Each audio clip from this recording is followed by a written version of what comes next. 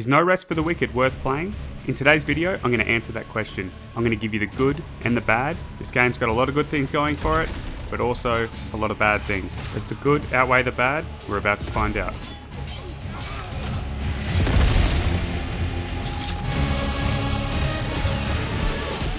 So just for a bit of context for the footage, I am using a fire throw burn build. So if you like the build, you can skip to the end of the video and I've just put together a little guide on how it's built. So with that in mind, let's just remember that this is all my opinion. So if you disagree with it, that's fine. Leave a comment and maybe we can have a chat about it. As soon as you jump into No Rest for the Wicked, the thing that really stands out is the level of production quality for the cutscenes and for the dialogue in those cutscenes. The cutscenes are few and far between, there is not a lot of them. So the saying, less is more, really applies to No Rest for the Wicked. They are so engaging that every time one comes on, you're excited to watch it. And the cutscenes do a really good job of giving you little bits of information, but still leaving a lot of mystery in the game, wanting you to push forward to the next cutscene to find out how the story's progressing. The rumors. They're not rumors.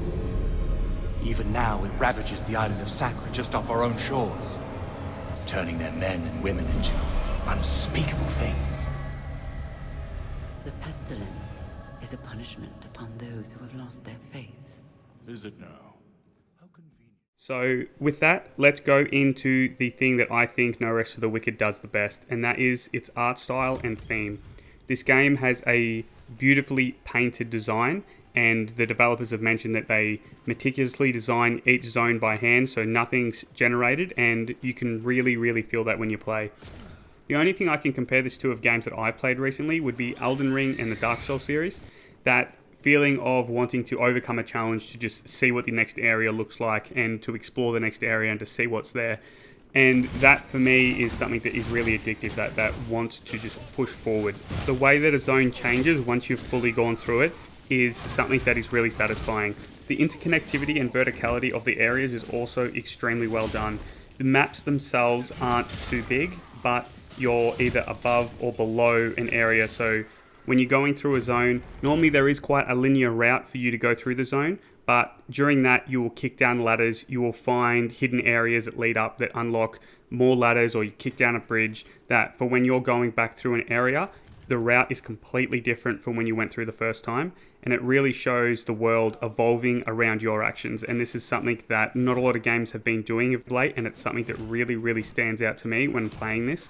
Being able to see physical changes in the world because of your actions is something that is really satisfying, and No Rest for the Wicked does that perfectly. This is my responsibility to the kingdom. With God's hand, we will reach into every corner of the island and bring it like a newborn babe, screaming into the light. So now it's time to talk about the combat, and the combat in No Rest for the Wicked is completely based around your weapon. So whatever weapon you have is going to have a direct correlation to your playstyle. Now this isn't talking about weapon types, this is each individual weapon. For example, the Claymore and the Corpse Smeared Blade both have different animations, even though they are both two-handed greatswords. Now this means that there is a lot of variety in the games when it comes to the weapons and playstyles, but I have to mention that not all the weapons are actually worth using, and this can be quite depressing. This is something that I'll talk about a bit later on. But for now, let's talk about the actual combat. So the combat is similar to Dark Souls, where the enemies have very telegraphed attacks, and a part of this game is learning those telegraphs and learning how to dodge and move around those things. And now I think that a lot of the controversy about the difficulty of this game is coming from the fact that people are playing it like an ARPG. You can't play this game like Diablo or Path of Exiles, where you can just run through everything. You can get to that point into the end of the game, as you can see from my footage, but when you're first playing through, it is very slow and methodical, and you have to learn the enemy's attacks. And if you don't do that, you're going to have a really bad time. But you can't just brute force your way through this game unless you get a really good drop on a weapon. So the biggest tip I could give anyone who is looking to start playing No Rest for the Wicked or was struggling with the difficulty is to take a deep breath, slow down, learn the enemy's attacks, and remember that this is more like a Souls-like than it is an ARPG. You need to take your time, and you can't just rush through everything. Now the game is nowhere near as hard as say Sekiro, but it has a same like difficulty spike as Sekiro, where the hardest part of the game is at the start when you don't know how to play it. You need to learn your own weapon animations, and you also need to learn the enemy animations. And once you do this, the game becomes quite easy.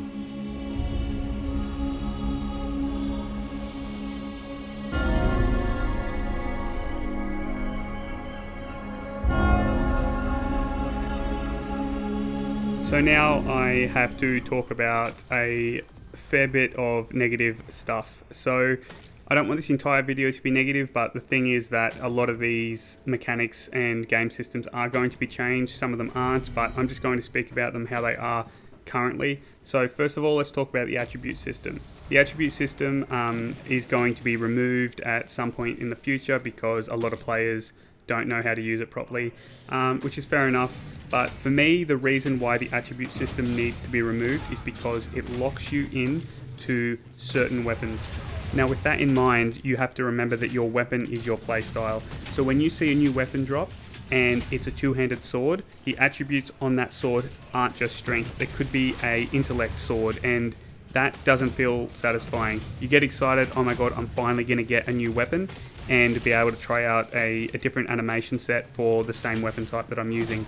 And then you realize you can't equip it, doesn't feel good. This is one of the things where I found I was stuck with the same weapon for a lot of my playthroughs, because nothing would drop with the same attributes that I was using. I would get a lot of, faith, strength weapons that I just couldn't equip. And it felt like shit, and I was stuck using one weapon the whole game, and it did start to feel a bit boring with the same weapon animation. Now there is a respec system in the game, but that is locked behind the Crucible, which is more of an endgame system. You do unlock it at level 10, and it does scale, so you can do it at level 10, but it's not really advised because you're not going to have the right gear or setup to be able to really do it properly. And this is, for me, the biggest issue with the game, and what needs to change for it to grow is you need to be able to experiment, and you need to be able to try out every single weapon you find and see what you like during your first playthrough. Because the first playthrough of No Rest for the Wicked is incredible, because you don't know anything, and that feeling of what's around the corner is at its highest point. And I think that the developers really need to focus on that aspect of the game so far, because it's not replayability that this game shines in, it is its first playthrough and getting new players into it. And with their console release that they're planning on when the game goes out of early access, if they can master that, I think this game is really going to succeed, and it's going to be a fan favorite very quickly. So once you get an item, there are 3 possible ways for it to drop. It can drop as a common, it can drop as a magic item, which is blue, and then a plagued item, which is purple. The purple has 5 enchants, but it also has 1 negative, and then a magic item will have 3 enchants that are all positive. And with the Fallen Ember, you can re-roll the enchant on that piece of armor. Now, here is where I'm running into a problem with the armor in No Rest for the Wicked. There are a lot of pieces that look really nice, but I'm not attached to any of them, because all of the stats can simply just be re-rolled to fit your playstyle and your build, which is good for customization, but it doesn't really build any type of attachment to armor pieces that you have. And at the moment, this just feels like a transmog system in reverse, where you're finding a piece of gear that looks cool, and then you're rolling the stats to make it fit. Where a traditional transmog would be, you found a piece of gear with really good stats that doesn't look good, so you transmog it to look like another piece of armor to kind of build a set together. And I think that it is just a backwards way of doing it at the moment. I'm not saying that we should implement transmog into No Rest for the Wicked, but the current way that enchants are set up, transmog is already in the game. It's just not as obvious as it may be in other games.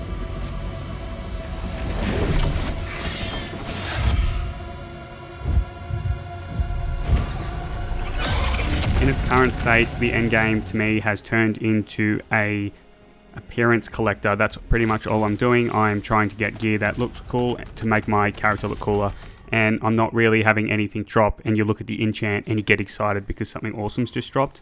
No, you instantly look at the appearance, you like it, you'll put it on. If you don't, I just put it in my vault or get rid of it if I have no intention of ever wearing it. And to me, that is kind of sad, because this game is a looter and all the loot feels a bit empty at the moment, and this is something that I think really needs to be addressed.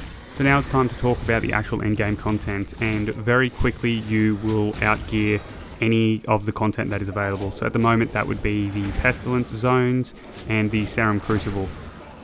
There are also the daily and weekly missions that are available in Sacrament, but these are very, very easy as well once you have hit max level and got any type of gear and put any type of build that synergizes well together. All the content becomes way too easy and there is really no challenge. And with the fact that there is no really unique armor pieces to collect to really make yourself really powerful, you very quickly get all the best gear in the game and you very quickly become overpowered. So the replayability of the endgame in its current state is really not there. But like I said, this is still an early access game and this isn't the endgame that they're planning on having. This is just the endgame that they've got in right now to keep their current player base playing the game while they create new content and new zones for the game.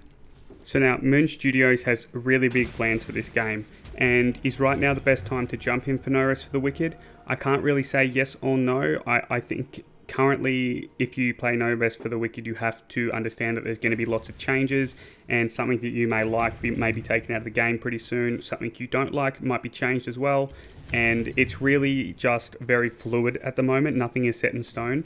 So if you're okay with playing and then having a lot of stuff change while you're currently still playing, then I would say jump into it. But if you want a more set in stone experience that is not going to change, that you can really get immersed in, I would say maybe just wait off a little bit. But I would still tell you to go out and buy the game because the developers need as much support as they can due to the fact that they are now fully independent. They don't have anyone backing them. So I say go and buy the game, if you play it for a little bit and see if you like it. That's what I did, and I played for 120 hours, and I'm so glad that I picked this game up. I normally would have waited until the game was out of early access, but I'm having so much fun playing this game. Even with all the negative stuff that I've just mentioned, I think that this game is going to be something really, really special, and it feels really cool to be on the ground floor when this game is getting launched and going through all the changes and seeing what the developers are doing, talking to the developers because they're very active in the community. There's no other experience that I've really had in gaming than I have had with No Rest for the Wicked, with the contact that the developers are giving to the community.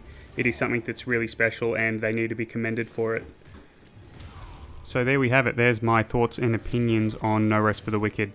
I hope you guys enjoyed the video, and stay tuned. I will now show you the build that I've been using in the game, my Fire Throw Burn build. If you watched the video, you might remember I mentioned that armor in No Rest for the Wicked is pretty much just a skin. The power comes from the enchants, so this is what you need to focus on here. Ignore the names of the armor itself. The only thing that you need to keep in mind is your equip load. For this build, you will need to be a medium roll or below to make it work. This is due to the 30% damage increase buff you will receive when dodging damage. Being a heavy load makes it a little bit too inconsistent, so you want to avoid that. So a good mix of leather and mesh armor is best. There are two mandatory items you need for this build. First is the Fire Throw rune, which comes on a climber's pick, and the Ring of Calmness for max focus and focus gain increases. Okay, so now for the enchants. Each plagued piece I have is indestructible and unrepairable. Indestructible maxes out the durability, so you can max gains from anything with a based on durability enchant, and it also cancels out unrepairable, so there is no negative enchant on any of my plagued gear. On the helm I have a focus gain gem, gain 6% health on rune attack, heat damage, and stamina recovery. All my damage is heat damage, so it's a flat 25% buff to all of my attacks, and with the amount of fire throws you can cast with this build, the 6% gain on rune attack really adds up fast. The stamina recovery makes the build relentless. You can just keep swinging and using fire throw, which adds up for really big damage, and it's a lot of fun. So now on the body armor, I have the gem is focus cost decreased to make the fire throw cheaper, burn damage increased, focus gain, and stamina recovery. Everything you hit will gain the burn debuff, so 50% burn damage is really big. My burns tick for a lot, and enemies die when I'm not even focusing on them a lot of the time. So now on the legs, the gem is focus cost decreased again. The damage increased by 30% for 6 seconds after dodge, focus gain, and healing. The damage increased by 30% for 6 seconds after dodge is key. You build up focus, dodge, and then in that 6 seconds you can use fire throw 3 times. Only bosses will be able to survive after this combo. And for the gloves, the gem is focus cost decreased, focus gain, physical damage increased, and stamina recovery. The weapon, I'm using the Climber's Pick. This weapon comes with the Fire Throw rune. I'm using a heat damage rune, so everything I hit is always burning. For the enchants, I use healing increased and rune damage, which is key, and stamina recovery as well. So for the shield, I have a max health gem, damage increased by 10%, focus gain, and healing increased by 15%. And for the rings, the agility ring, I use this for movement speed and cheaper stamina costs to make the build really relentless. And the Jade Ring, which also plays into that, gives me stamina back on damage dealt, which allows me to pretty much never stop hitting the target unless I'm dodging, which will be giving us the 30% buff, which is why it all synergizes quite well. And the most important ring, Rigor Calmness, which gives you more focus gain and max focus, which is massive for this build, because it allows you to put your attributes into more important spots. So this build is extremely easy to play. It has an insane amount of focus gain, and with the damage increase you get from dodging damage dealt, you do a lot of damage. So pretty much all you need to do is run in, dodge any attack that the enemy throws at you, and build up your focus. When you have enough focus for 3 or more fire throws, wait for another attack, dodge so that you get your buff, roll out, and then pump them full of fire throws, and whatever's in front of you will drop down. When fighting bosses, it is pretty much the exact same. Dodge, and your melee attacks and fire throws are going to be putting out crazy damage. Alright, so thanks for watching the video, guys. It was tricky to kind of put together a video for No Rest for the Wicked, considering it's in early access and the amount of changes that Moon Studios makes at a time. So I hope you guys enjoyed it, and I really appreciate you guys watching the video if you got to this point.